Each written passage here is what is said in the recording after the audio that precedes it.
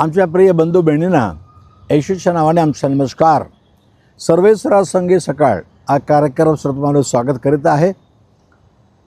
हल्ली मी पाहत आहे वर उचलला गेला परमेश्वर आम्हाला पण वर उचलून उंच स्थानामध्ये बसवतो. बायबलमध्ये वचन तुम्हाला मी सांगणार आहे. मार्क सुवार्ता त्याच्या 16 अध्याय 19 पाहत आहे. मार्क 16:19.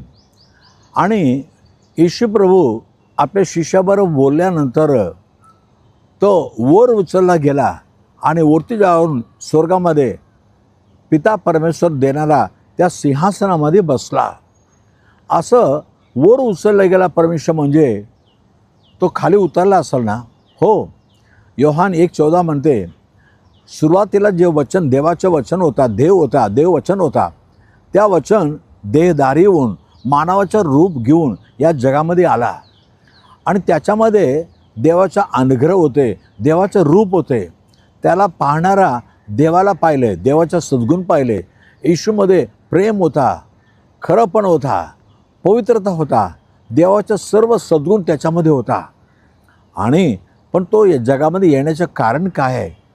बायबल म्हणते योहान 1:29 जॉन 1:29 पहा, संपूर्ण जगाच्या पापाला हरण करून नेणारा देवाचा कोकरा आहे. हो, संपूर्ण जगातील लोकांच्या पापाला हरण करून घेऊन मिटवण्यासाठी येशू ख्रिस्त जगामध्ये आला.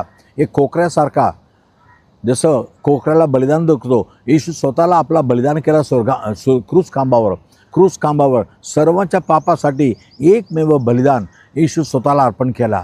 कारण तो त्यासाठी आला होता आणि अर्पण केला, मेला, गाडीला गेला, पण तो जिवंत उठला आणि सर्व आपल्या शिष्यांना त्याने वचन देऊन पुन्हा ज्या स्वर्गातून आला होता त्या स्वर्गामध्ये जाऊन सिंहासनामध्ये बसला.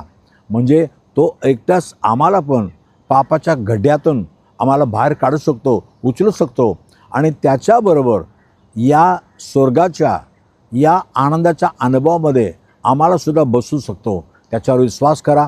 आज तुम्हाला पापाचा सुटकारा एवढंच नाही, पण त्या स्वर्गाचा निश्चय एक ना एक दिवस आपण या जगाला जोडून साताना त्या स्वर्गामध्ये जागा भेटेल. प्रार्थना करूया. पवित्र देव बापा, धन्यवाद प्रभू. आज जे वचन ऐकले प्रत्येकासाठी प्रार्थना करतो.